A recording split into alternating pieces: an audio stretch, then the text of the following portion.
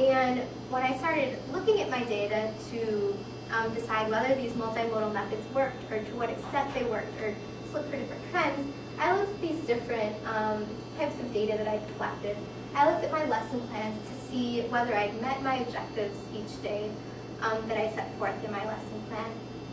And I looked at that through looking at the notes on my teaching, which were the observational notes given to me by people who observed me, my cooperating teacher, my college supervisor, other people who observed me.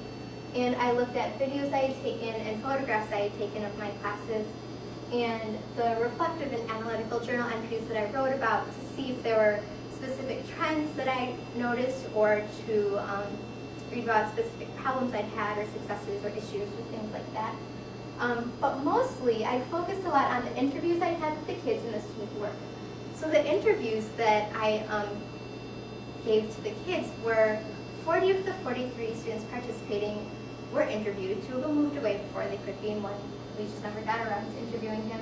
And their interviews were conducted in Spanish or in English, depending on the kids' preference. They were given the option to do either language, and they were also audio recorded, and the kids consented to that. And so the interviews gave me a lot of information about what the kids remembered and understood about the different activities we did. And then the student work, the written work, the drum work, and the crafted mixed media. Here's an example of some of the written work. In general, anytime we did writing, it was also accompanied by some other activity. So this is the flip side of another piece of paper in which the kids colored different insects to indicate whether or not they were, or different creatures to indicate whether or not they were insects. So here's just an example of writing things, and here's some examples of what I called crafted mixed media. The kids incorporated drawing and gluing. There's salt and flour on here, and words. And another example of crafted mixed media in which they drew pictures and glued on some tissue paper and wrote letters and glued on pumpkin seeds. So these are just some of the different types of student work that the kids created. Pumpkin seed, pumpkin seed, pumpkin seed, pumpkin seed. You're practicing the sound and the sound. So looking again at my results, to review, my question was, how can I use multimodal methods in the classroom to encourage the attention and focus of developing bilingual first grade students?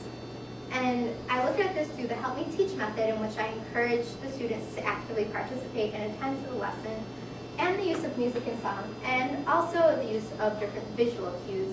And the visual cues were usually paired with one of the other modes as well. So as you can see here, these are the different lessons that I mentioned in my paper. I'm not going to talk about all of them here, but everything has some visual cues, but most of the things have at least one other mode as well, and it's also including modes that I didn't write about, so they're not recorded here. But everything we did included multiple modes in many ways.